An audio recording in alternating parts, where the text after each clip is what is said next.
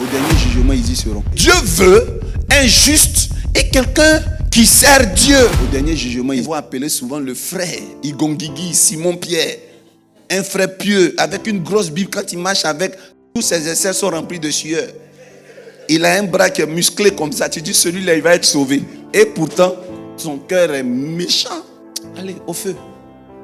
Et puis ceux que vous avez négligés, au dernier jugement, ils y seront. Bien-aimé, je veux te dire une chose.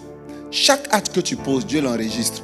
Mais si tu n'implores pas le nom de Jésus, si tu n'acceptes pas Jésus, si le sang de Jésus ne coule pas dans ta vie pour effacer tes péchés, tous tes péchés sont exposés devant toi et tu es connu dans le monde spirituel pour tes péchés, pas pour ton intelligence. Si tu veux, il faut avoir bac plus 15. Tu as fait mécanique soldeur. Il faut faire tout ce que tu veux que les blancs font là. Tu es un grand informaticien de colomatrique de la Rudimite.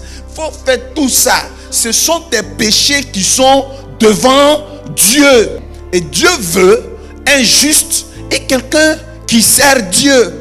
Est-ce que vous savez qu'il y a des gens qui sont justes mais qui ne servent pas Dieu? Aller à l'église, c'est une corvée. Ces vibrations-là sont dans ton livre.